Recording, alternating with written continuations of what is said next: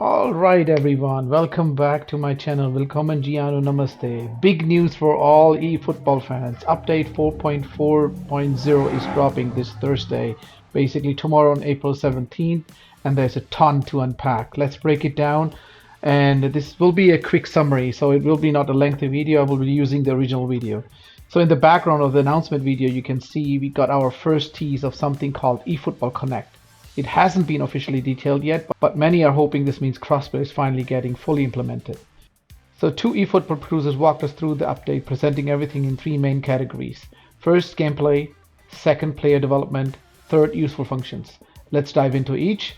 So the topic one is gameplay improvements. So there are now two modes, basically still the same, versus AI and PvP, player versus player. This is mainly for new players. Jumping straight into PvP can be overwhelming, especially if you are up against experienced users. So now new players can take the time and ease before facing real opponents. The more you progress in the division, the AI difficulty will increase. So by the way, if you're enjoying this breakdown, do me a quick favor and drop a like and hit the subscribe button. More eFootball updates and tutorials are on the way. So in topic 2, player development and crossplay.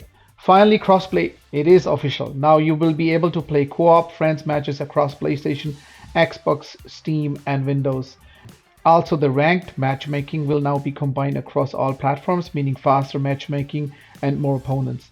Additionally, Smart Assist is now fully enabled in all modes, including in eFootball leagues. This feature helps new players by providing subtle control assistance, perfect for first-time trying eFootball. From a business perspective, Konami wants to attract new players to eFootball. Additionally, expanded player storage, so you can now unlock an extra backup slot that stores 500 additional players, but it will cost you 500,000 GP, and it becomes available after you filled up your default 900 slots. Even better now, after drawing players, you can now release them right away without having to go into My Team first. That's actually super handy. Additionally, Konami is introducing skill training improvements. The skill training program has a new approach now, so now you can choose specific categories like passing to increase the chance of drawing relevant skills. For example, one-touch pass. So basically it's a pool of only passing skills. So the chances of getting one-touch pass skill is much higher than from a whole pool of all the skills like from shooting, passing, tricks, etc., goalkeeping. Finally, and yes, you can now delete skills you do not want or you've accidentally assigned to certain players. Finally, more flexibility. So the third topic is useful functions. This is more for mobile players, a great new feature, which was, I believe, also integrated in PES Mobile in the past. You can now again view your starting lineup and substitutes all on one screen, so you can manage your squad on the go or send screenshots to your friends. Also, new campaign starting April 17th till May 8th. Starting Thursday, you will be able to earn up to 850 coins, booster GP, experience points, position skill and training tokens, and the advanced skill token through events, plus 7 advanced skill tokens via special login campaign. Oh, and a ton of GP as well.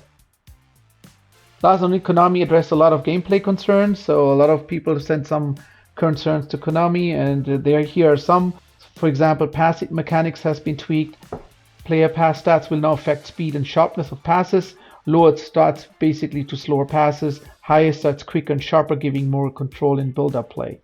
More to that here. You can see quick replays here. Konami has provided us some comparison between quick and sharper passes versus slower and lower passes. There was also some questions about 1-2 passing and interceptions. So they have tweaked also the AI to make interceptions more realistic. Previously, some passes were intercepted unrealistically. That's been being fixed for a more natural feel. Additional concern for users were, for example, connection improvements and transparency. Many of us have experienced lag and heavy gameplay on certain days. Konami now explains there are 2 types of online connections. You can also read them up on their website. So the first connection is, for example, peer-to-peer. Basically, player 1 will be directly connected to player 2, used mostly in quick matches or 1 versus 1 friendlies. The second connection is client-server, so player, server, player, used for ranked modes, for example, co-op, challenge events, strike arena. According to Konami, this method recruits match data and reduces exploits. To help you monitor your connection, a real-time antenna symbol will appear during the matches. At the end of a game, you will see a connection graph to help figure out the best times to play based on your location, and how your connection was during the gameplay. Konami has also a list of servers. If you want to see them, you can head up to Konami's website for a full list of server locations. So at the end of this video, Konami has mentioned about the World Championship and gave a shout out to last year's winners. Overall, that's a big change. This is a huge update, especially the crossplay option between Xbox, PlayStation, Steam, and PC users. So I think it's pretty okay that the mobile users are not integrated in there, because I think it's a complete separate community, and I think the gameplay is also different. And I think in all the other 4 platforms, the gameplay is pretty much similar. So everybody's using a joypad, and not a touchscreen. We will see how this crossplay actually works when it's finally live tomorrow.